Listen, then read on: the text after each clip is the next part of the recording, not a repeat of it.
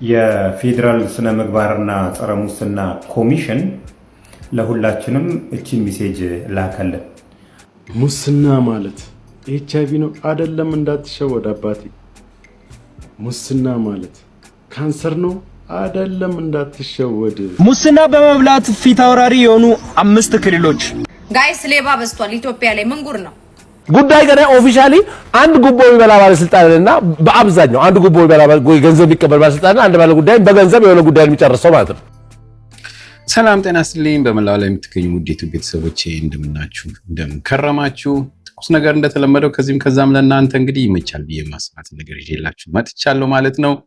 እንኳን አደረሳችሁ ነው የሚባለው። እንግዲህ የሙስና ሰምታችሁታል። ሁሉም ነገር እንግዲህ በሙስና ውስጥ ያለውን ህብረተሰብ እንግዲህ የሚቆጣጠር ተብሎ የተቋቋመ እንግዲህ አካል አሁን ራሱን እንግዲህ 25ኛ ዓመት ደርሻለሁ ስራዬን ለዚህ አድርሻለሁ ብሎ እንግዲህ ራሱን እያሞጋገሰ በየቴክስቱ በየምኑ እንግዲህ መልእክት እየላከ ነው ማለት ነው። ያ ነው ጥያቄው። እንግዲህ እውነት የዛሬ 25 ዓመትና አሁን ያለው ልዩነት ምንድነውና ነው በዚህን ያህል እንደማክበር የተደረገው?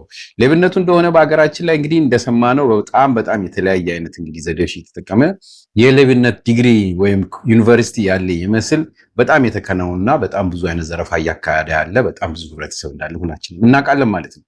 እንዲህ ባለበት እንግዲህ አገር ውስጥ እነሱ እርስ በርስ ይመራረቃሉ ማለት ነውና እውነት ይሄ ተገቢ ነው ወይ? ምንስ ተሰርቶ ነው የሚለውን ነገር እንግዲህ ለማቅረብ ነው እንግዲህ በአጭሩ ሞክረው ማለት ነው። ዘናፈታ ብላችሁችን አይታችሁ የራሳችሁን ኮሜንት ስጡ ብላችኋለሁ። በተረፈ እንግዲህ አዲስ የሆናችሁ ሰብስክራይብ አድርጉ፣ የተለመደችዋል ላይክ አድርጉልኝ እያልኩኝ ቀጥታ ወደ ፕሮግራሙ ልግባላችሁ። መልካም ጊዜ ይሁንላችሁ። የአገር መሪ ሆይ ጊዜ ስልጣን ከእግዚአብሔር ነው። እንዳለፉት ሁሉ ለእናንተም ማለፍ የማይቀር ነው። ዙፋን ላይ ያለ ሰው ረጅም መቆየትን ይሻል፣ ግን በድንገት አንዴ ወርዶ ተራ ሰው ይሆናል።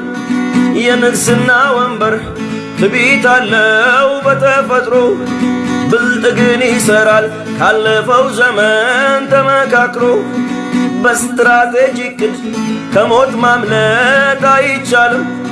ሰው ሆኖ የመጣ መውረድ ማለፉ አይቀርም።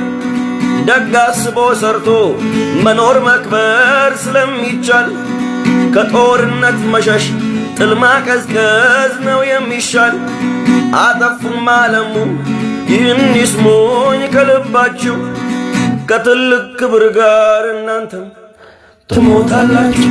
አይመስልም ግን ትሞታላችሁ፣ አይቀርም ትሞታላችሁ። የመገናኛ ሌቦች ሌላ ሌቭል ላይ ገብተዋል። እናንተ ኢሱ ሄለንን ካዳት፣ ጃኒ መኪና አደጋ ደረሰባት፣ የአዶናይን የሚወዱት የሰዎች የፍቅር የሚሰጡት የሰዎች ቁጥር ቀነሰ እያልን በማያገባን ገብተን እንጨነቃለን። ቤተሰብ ኑ ስለሚያገባን ነገር እናውራ እንጂ ኑ ስለሚመለከተን ስለሚያገባን ነገር እንነጋገር እናውራ እንጂ ፋሚሊ እንዴ ቆይ የመገናኛ ሌባ ምንድነው ፈቃድ ተሰጥቷቸው ነው? በፈቃድ መሰረት ነው የሚሰሩት? ምን የሚያብራራልኝ ሰው አለ?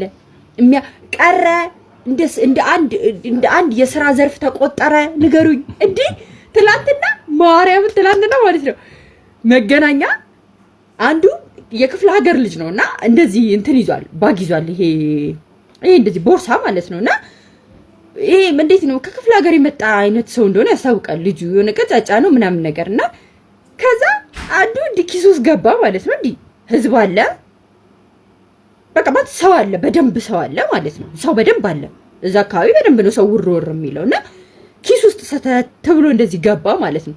ልክ ገብቶ ስልኩን ሲያወጣው ሰውየው እንደዚህ ዞር ብሎ አይሉ ተገጣጠሙ ማለት ሲገጣጠሙ ሌባው ወይ ፍንክች ማለት ነው። ከተለቀ ይቀራል አይነት አሰጣጥ ነው። ስልኩን መለሰለትና ማለት ነው ቂጡን ይዞ ቸብ ባላረገው በእግሩ ማለት ነው። እናቴ ትሙት ሌባው አይደለም ሌባ የሚመስለው ያኛው ልጅ ነው ሌባ የሚመስለው ማለት ነው። እንትን ብሎ ስልብ ብሎ ስልኳን ያዝ አደረገና ቦርሳውን ወደፊት አዙሮ እንደዚህ ይዞ ቀው እያለ ሄደ ማለት ነው። ሌቦቹ ማለት ነው ይስቃሉ፣ ቆሙ ይሰሰቃሉ አሉ። ሌላም ቦታ አሉ መሰለኝ ከነሱ ጋር ይጠቋቁም አልሆነም ምናምን ነገር ይባባላሉ ማለት ስትሉ መቼ ነው እዚህኛው ሌቭል ላይ የደረስነው? በጣም እንዴ የሚገርም ኢየሱስ ጋይስ ሌባ በዝቷል ኢትዮጵያ ላይ ምን ጉር ነው? እኔ አሁን አይፎኔን እንዴት አድርጌ ኢትዮጵያ ይዣት እንደምገባ ግራ ገብቶኛል። እንግዲህ ስልኬን በፓርት ለማያዝ ወስኛለሁ። ከሙሞዬ ጋር ሰፋዋለሁ። ምን ጉር ነው? ቆይ እንዴ እኔ ማርያም ምን አለ እንደዚህ ተደራጅታችሁ ከምትሰርቁ ምን አለ ተደራጅታችሁ ብትሰሩ። ሰው ለመልካም ነገር ቢደራጅ ምን አለ መኪና ይዘው ሚኒባስ 9 ሰው የሚጭን መኪና ይዘው ከሹፌሩ እስከ ተሳፋሪው ሌባ አንድን ሰው ለመዝረፍ አስቡ 9 ሰው ሆነው ይሄ በጣም ሼም ነው። አንድን ሰው ለመዝረፍ ምን ነው ብትሰሩ ምን አለ በሚኒባሱ ነው ሰው ቢጭኑበትና በሐቅ ብትሰሩ እኮ ሚኒባሱ ራሱ ጥሩ ገቢ ሊያመጣላችሁ ይችላል። እንደዚህ ለሌብነት አንድ ሰው የቀረው ሁለት ሰው የቀረው እያሉ ሰውን ያስገቡና እርጉዞችን ሴት ይጭናሉ፣ በቀን ቲፕ ይሰጣሉ። እርጉዟ እንዴት ነፍሰ ጡር ሴት ሳይቀር ሌብነት ላይ ተሳተፋለች? እንግዲህ አሁን ዛሬ ሌባ ተብለው የተለቀቁትን አይቼ እኔ ደነገጥኩ። አንዷማ በቃ ልዕልት ነው የምትመስለው። አሁን እቺ ሌባ ማናት ሌባ ናት ብሎ ይላል። ከጎኑ የተቀመጠ ከተቀመጠች የትኛም ሙሉ ቆንጅዬ ሴት አጠገብ የተቀመጠች ብሎ በቃ ከዛ ግን እሷ አሻሽታው ኬሱን አጥባት ሄዳለች። ሰው እኮ መውጣት መግባት አልቻለም። ሰው ስልኩን ይዞ መውጣት ካልቻለ ብር ይዞ ወጥቶ አስቤዛ ለገዛበት ቦታ በለሚሰርቁ ከሆነ ምንድነው ሀገራችን ላይ የምንሰማው ነገር? በጣም ያሳፍራል። በጣም ያሳፍራል በእውነት እንደዚህ አይነት ነገሮች ታቁም። ያው ብዙ ጊዜ እናገራለሁ ይሄን ነገር በፌስቡክ ላይ ትልቁ ስራዬ እንደዚህ ወንጀል ነክ የሆኑትን ነገሮች ማቅረብ ነው። እንዲሁ አሁን ይሄችን ያቀረብኩላችሁ ትንሽ እንዲሁ ለፕሮግራማችን መግቢያ እንዲሆነን በሚል እንጂ እዚህ ላይ ላቅርብ ብል ቦታም ሰዓትም አይበቃኝም። በእውነት በጣም ሲበዛ ብዙ አይነት ነገሮች ናቸው በየጊዜው የሚመጡልኝና አብዛኛውን ነገር በቀጥታ ማስተላልፈው እንደነዚህ አይነት የሌብነት ወንጀል ነክ ነገሮች በጠቅላላ በፌስቡክ ላይ ነው። እንደማታውቁ ከሆነ እዚህ ዲስክሪፕሽን ላይ ስላለ እዛ ላይ አይታችሁ ትኩስ ነገር ብላችሁ ፌስቡክ ብታዩ በአጠቃላይ እንዲው በቃ ምን ከየትኛው እንደምጀምረው ራሱ ግራ ይገባኛል። ምክንያቱም ዛሬ ጊዜ ሌብነቱ በጣም በተለያየ አይነት መንገድ ሆኗል። ከዲጂታል ዓለሙ ጀምሮ እስከ ምድሯ እስከ መጨረሻ ድረስ ምስኪን ከሚባለው ሽማግሌ ለማይመስሉ ከሚቀመጠው ህብረተሰብ ጭምር የሌብነት ጥግ ነው የደረሰው ኢትዮጵያ ውስጥና መኖር የሚቻለው በሌብነት ነው ተብሎ የተሰራ ነገር እንዲው አንድ የሆነ ትልቅ መፈክር የወጣ ነገር ነው የሚመስለውና እርስ በርስ ሲበላላ ነው የሚኖረው ይሄ ህዝብ። እንግዲህ ምክንያቱ ያው በብዙ አይነት ነገር ሊተረጎም ይችላል። ነገር ግን ከየትኛው ህብረተሰብ የትኛው ህብረተሰብ የሚባለው ራሱ በጣም የሚከብድ ነገር። አዲስ አበባ በተለይ ህብረተሰቡ ስለጨመረና ስለበዛ እንደነዚህ አይነት ነገሮች በጣም ሲበዛ በጣም ብዙ ናቸው። ይሄ ደግሞ እንግዲህ ያው በግለሰብ ደረጃዎች ብዬ ብለው ነገር ግን አሁን በመንግስት ደረጃ ደግሞ ያለው በጣም ከፍተኛ እንደሆነ ሁላችንም እናውቃለን። ይሄንን ሙስና ያላጠፋ አንድ አካል በየአካባቢው ያለው እንግዲህ በመሬት ልማቱም በመብራት ኃይሉም በውሃም ከዚህ በፊት ባለፈው እንዳቀረብኩላችሁ በጣም በተለያየ አይነት መስሪያ ቤቶች ውስጥ ብዙ አይነት እንግዲህ የሙስና ወይም የሌብነት መስመሮችና ሰንሰለቶች እንዳሉ ሁላችንም እናውቃለን። በቢሊዮን የሚቆጠር ብር የዘረፈ መስሪያ ቤት ሁሉ እንዳለ እናውቃለን። ይሄ ባለበት አንድ ተቋም ተነስቶ በእውነት እንዴት ነው እንደዚህ አይነት ነገር ሊያቀርብ ደስ ብሎት ሊያቀርብ የፈለገው ማለት ነው? እንግዲህ የስነ ምግባርና ጸረ ሙስና ኮሚሽን የሚባል ማለት ነውና በእውነት 25 ዓመትም ሆነ 100ኛ ዓመት ማክበር ይገባዋል ወይ በስነ ስርዓቱ ሰርቶ ጥሩ ነገር አሳይቷል የሚለውን ነገር እናንተ እንግዲህ በኮሜንት ጻፉበት። እውነት ይሄ ነገር የት ጋር ነው ያለው የሳትኩት ነገር ካለ አስረዱኝ በሚል ነው እንግዲህ ነገሩን ለእናንተ ልተውና እስቲ እንዴት እንደነበር ደግሞ ነገሩን የሚያስረዳን ሰው አለ። ወደሱ ነው ሰዳችሁ።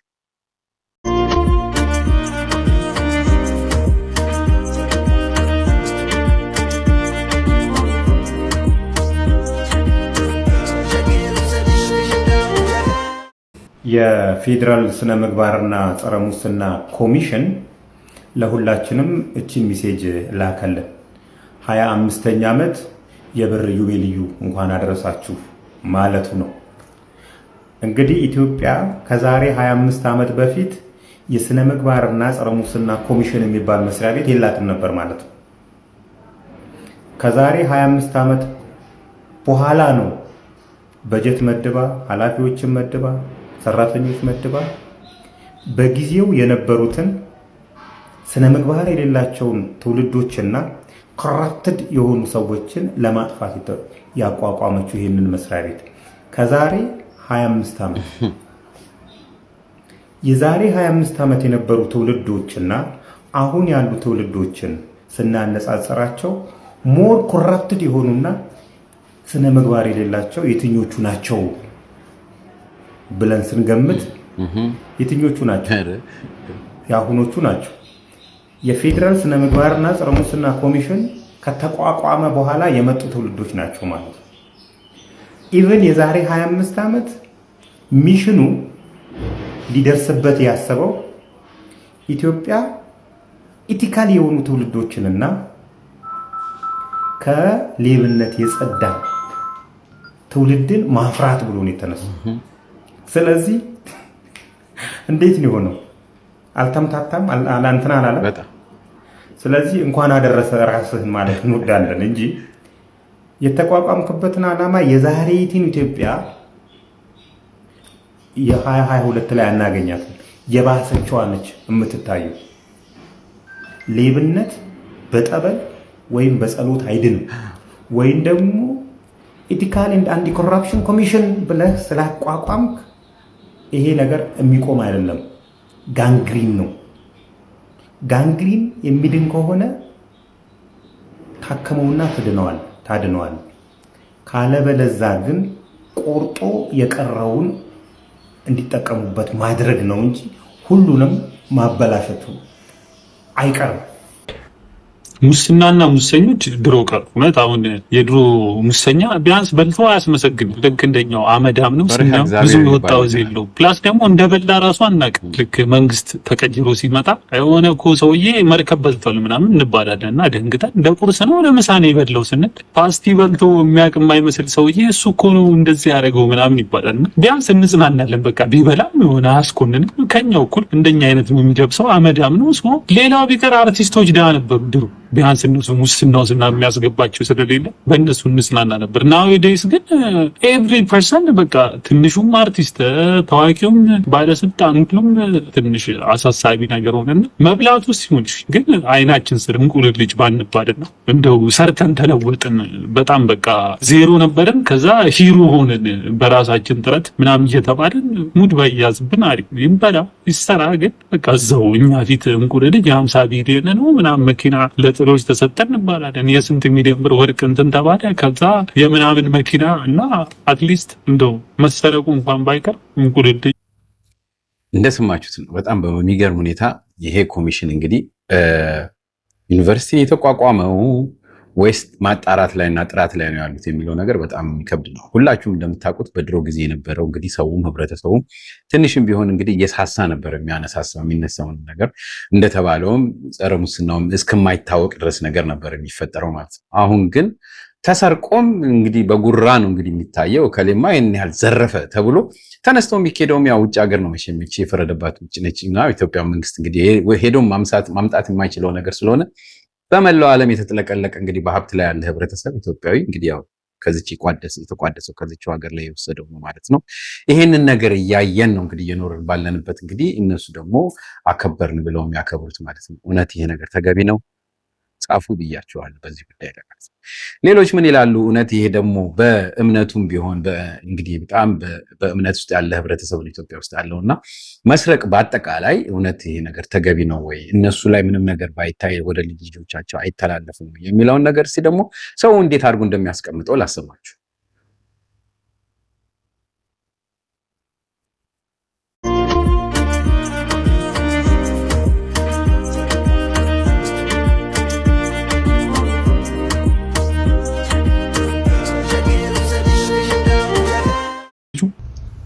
እያንዳንድ ገንዘብ የምትበላ በሞላ የህዝብ ገንዘብ የምትበላ ትራፊክንም በል ደንብ አስከባሪንም በል የገቢው ሰራተኛንም በል ማንም በል ጉቦ የምትበላው ሰውዬ አንተ የምትበላው ጉቦ የሚሰጥህ ሰውዬ እርግማን ጨምሮ ነው የሚሰጥህ። ያ ይዘህ የምትገባው ገንዘብ የምትገዛው የዱቄት ወተት ለልጆችህ መርዝ ነው። ልብስ ገዝተህ ብትገባ የምታለብሳቸው አሲድ ነው፣ መርዝ ነው። ያ የበላኸውን ነገር በልተህ ፈጣሪ እንኳን ጸሎት ብታደርግ አይቀበልህም። ስለዚህ ስልጣን አለን ሁኔታው ተመቻችቷል ብላችሁ የሰው ገንዘብ የምትበሉ ሰዎች እሳት እየበላችሁ ነው። ስለዚህ ራሳችሁን ከእሳት ጠብቁ። አመሰግናለሁ። ሙስና ማለት እናንተ አጋሰሶች፣ ጅቦች ነገ የምትወልዱትን የልጅ ልጆቻችሁን እየገደላችሁ ነው ማለት ነው። ጄኖሳይድ እየፈጸማችሁ ነው ማለት ነው። አገራችሁ ኢትዮጵያን ነገ የምትወልዷት ሕፃን ልጅ ነገ የምትወልዱት ወንድ ልጅ ሴት ልጅ እየገደላችሁት ነው ማለት ነው። እናንተ ባትወልዱት እንኳን ዛሬ ኔክስት ላይ የልጅ ልጃችሁ የሚወልደውን ልጅ እየገደላችሁ ነው። አገራችሁን ኢትዮጵያን እያቆረቆዛችሁ ነው ማለት ነው እንጂ ማለት ነው HIV ካንሰር ነው ምናምን ነገር አይደለም። ትውልድ ነው የምትገለው አባቴ። ሙስና ማለት ልጅን እየገደልክ ነው፣ የልጅ ልጅን እየገደልክ ነው።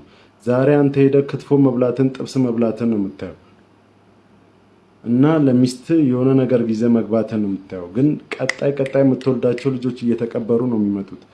ቢኮዝ አንተ እድሜ ልክን ስልጣን ላይ አትቆይም፣ ሌላ ሰው ደግሞ ስልጣን ላይ ይወጣል። ያም እንዳንተ አይነት አጋሰስ ከሆነ የራሱ ልጆችና ራሱን ሆዱን እየሞላ ያሳልፋል። አገር አያድግም፣ ልጆች አያድጉም። አገር እየገደለ እረፉ። በእውነት ሼም ነው።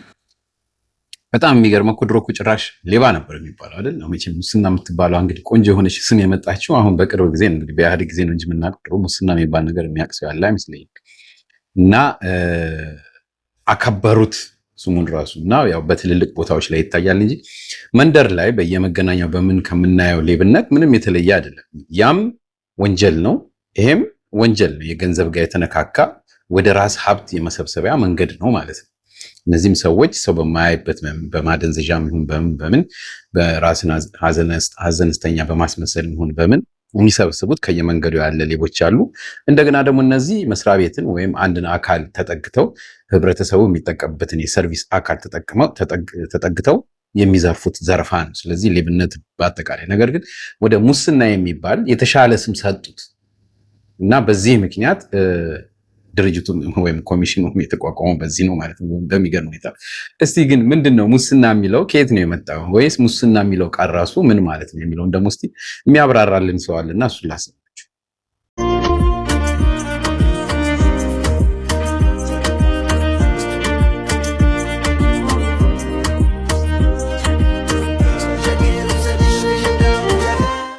ሙስና ማለት ምን ማለት ነው? እንግዲህ ከጥያቄዎቻችሁ በመነሳት ዛሬ እቺን ጥያቄ ለመመለስ እንሞክራለን። ትክክለኛ አጠራሩ እንዴት ነው? ከየት ነው የመጣው? እንዲሁም ደግሞ ለዚህ ተቋም ሊሰጠው ይገባል ወይ የሚለውንም ደግሞ እግረ መንገዳችንን እናያለን። እንግዲህ የፌዴራል የስነ ምግባርና የጸረ ሙስና ኮሚሽን ተብሎ ተቋሙ ተሰይሞበታል። ይህ ሙስና የሚለው ቃል ለዚህ ተቋም ይገባዋል ወይ የሚለውንም ደግሞ እግረ መንገዳችንን እናያለን። ቪዲዮን እንግዲህ ፎሎ ያላደረጋችሁ ፎሎ አድርጉ፣ እንዲሁም ደግሞ ሼር አድርጉ፣ ኮፒ ሊንክ አድርጉት። እሺ እንግዲህ ሙስና የሚለው ቃል በአማርኛ ጥሬ ትርጉሙን ስናየው እንግዲህ ስራ፣ ልፋት፣ ድካም፣ መንከራተት፣ መዞርን የሚያሳይ ነው። አሁን ብዙ ጊዜ እንግዲህ ስማስን ዋልኩኝ ሲባል ስለፋ፣ ስደክም፣ ስዞር፣ ስንከራተት እንደማለት ነው። አመስጋኝ፣ አማሳኝ የሚባላል በምሳሌ አነጋገርነት። አማሳኝ ማለት አጥፊ ማለት የሚያመሰግን ሰው የሚያጠፋ ሰው ነው እንደማለት ይሆናል ትርጉሙ። መማሰል የሚለውም ከዚህ ጋር ይያያዛል። እንዲሁም ደግሞ አሁን መሲና ሲባልም አሁን ብዙ ጊዜ ለእንስሳት የማይወልድ ከሆነ መሲና ተብሎ ይጠራል። ሙስን ተማይፀን እንደማለት ነው ትርጉሙ። ወደ አማርኛ ስናመጣው እንግዲህ ለዚህ ተቋም እንግዲህ ይህ ስም የሚሰጡ አይደለም። እንደ አጠራር ካየነው ትክክለኛ አጠራሩ ማሰነ ከሚለው ግስ የሚነሳ ነው። ሙስና ተብሎ ሳይሆን የሚጠራው ሙስና ተብሎ ነው ላልቶ የሚነበበው ማለት ነው። ትላላለች ያ ማለት ጥፋት፣ ብልሽት የሚል ትርጉም ይኖረዋል ማለት ነው። ትክክለኛ የትርጉም እንደ ተቋም ካየነው ትክክለኛ ትርጉም የሚኖረው በአማርኛ ሳይሆን በግዕዝ ያለውን ትርጉም ይዘን ነው ማለት ነው። ኮራፕሽን የሚለው ቃል በራሱ እንግዲህ በውስጡ የተለያዩ ዘርፎችን ይዟል። እንደ ብራይበሪ፣ ኔፖቲዝም፣ ኢንቨስትመንት፣ አቢዩዝ ኦፍ ፓወር ወዘተ እየተባሉ የተለያዩ ሴክቶች አሉት በእንግሊዝኛው ማለት ነው። ወደኛ ስናመጣው ግን ትክክለኛ ትርጉም የሚኖረው ብልሹ አሰራር የሚለው ነው ማለት ነው። እና የስነ ምግባርና አሰራር ተቋም መሆን ያለበት ማለት ነው በስያሜ ደረጃ ማለት ነው። እንደውም ይሄ ሙስና የሚለው ቃል ከዚህ ተቋም ይልቅ ይበልጥ ትርጉሙ ተስማሚነት የሚኖረው ለዚህኛው ፌደራል ፖሊስ ኮሚሽን ለሚለው ማለት ነው። ኮሚሽን የሚለውን ቃል በራሱ በርግጥ የኛ ቃል አይደለም፣ እሱን በሌላ ጊዜ የምናየው ይሆናል። ቡዜ ምን አይነት ሰው ነው የማይመችክ? ሰው የሚመራርጥ ትልቁን አክብሮ ትንሹን የሚንቅ ሁሉ ጊዜ የሚያይ ራሱን እንደሊቅ ሰውነትን ትቶ በሀብት የሚለካ የራሱ ያረረ የሰው የሚያቦካ አድርባይ አስመሳይ ከጀርባ የሚያወራ አንተ ምን ታውቃለህ ገና ብላቴና ዝም ብለህ ተከተል እኔ ብቻ ልምራ እንደዚህ የሚል ሰው ነው አይመቸኝም። ህይወት ካለ አሁኑን ውጣ አታስፈልገኝም። ጭር ባለ ስፍራ ሳይ ጆ ምን እየሰራ ነው? ግጥም ጠፍታኝ ሐሳብ ጥዬ ሳንቲም አነሳለሁ ብዬ ወርቅ ሐሳቤን ጥዬ ደና እያሰላሰልኩ ጥሩ እያበሰልኩኝ ቆይ አንዴ ልጻፋት ልሳላት እያልኩኝ ድንገት አንዲት ሳንቲም አየሁ መሬት ወድቃ አይኔ ላይ አረፈች አብርታ አንጸባርቃ ላነሳት ጎንበስ አልኩ ማሰላሰሌን ተው ሳንቲሟን አንስቼ ከቆምኩኝ በኋላ እንደገና ላስብ ሲሄድ ወደ ኋላ ሐሳቤ ጠፋችኝ ትዝ አልልህ ብላ አቡ ጉድ ሰራችኝ ሳንቲም ወርቅ ግጥሜን አታላቀማችኝ ምን ነው ቢቀርብኝ ያለ ሐሳብ መኖር ለኔ እኮ አይመችም አቦ ይቺ ዱንያ ለኔ አልነበረችም።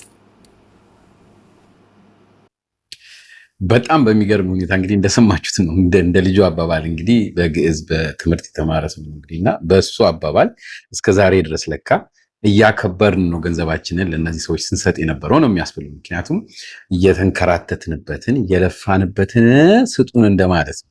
ሙስና ማለት ለካ ጥሩ ቃል ነው በአጠቃላይና እርግጠኛ ነኝ ብዙዎቻችን ይሄን ነገር የምናውቅ አይመስልኝም። እስቲ እንግዲህ እናንተ ደግሞ እስቲ በምን አይነት መንገድ እንደተተረጎመ የሰማችሁት ነገር ካለ ተናገሩ። እንግዲህ እኛ በሌብነት እንደነበር ነው የምናውቀው በፊት እንግዲህ ያው አንድ ነገር ያጠፋ ሰው የሚሰርጠው ስም እንጂ የመሰለን እንደነ ፖሊስ አይነት ሰዎች ወይም እንደሌላ አይነት አካባቢ የሚሰጥ ነገር አልመሰለን ማለት ነው። በዛ ላይ ደግሞ እንግዲህ ለለፋበት እንደሰጠ ነው ለካ በአግባቡ ነው ለካ እየተቀበለን ያለው ነው ማለት ነው። እንግዲህ ይሄ በጣም ከባድ የሆነ ነገር ነው። እንግዲህ የራሳችሁን ኮሜንት ስጡበት። በጣም የሚገርም ጉዳይ ነው። ለማንኛውም ውድ የኢትዮጵያ ቤተሰቦቼ ለዛሬ ያቀረብኩላችሁ ፕሮግራም ይሄንን ይመስላል። ከእናንተ የሚጠበቀው የተለመደችዋን እንግዲህ ላይክ፣ አዲስ ሆናችሁ ሰብስክራይብ አድርጉልኝ እያልኩኝ ልለያችሁ ማለት ነው። አንድ ነገር ጠብ አድርጌ ፖለቲካ አይደለም ጨዋታ ነው የሚቀጥለው የሚታየው። እንግዲህ እሱን ሰምታችሁ እንለያያለን እላለሁ። መልካም ጊዜ ይሁንላችሁ። ሙስና በመብላት ፊት አውራሪ የሆኑ 5 ክልሎች አማራ ክልል ሙስና በጭራሽ አይበሉ የጾም ወቅት ከሆነ ብቻ። ደቡብ ክልል ሄደ ሙስና የሚለውን ቃል ብትጠራ በቁልምጫ ጠርቶናል ብለው አቤት ከማለት ወደኋላ አይሉ። ትግራይ ክልል ሙስና አይበሉ አረ ይውጡታል። አፋር ክልል ሙስና አይቀበሉም አይሰጡም ብቻ መታወቂያ አውጥተው ፍየል ሰጥቶ ነው የሚሄዱት። ኦሮሚያ ክልል ከርዕሰ መስተዳድራቸውና ከሃይማኖት መሪዎች በስተቀር ሁሉም ሙ ስትላቸው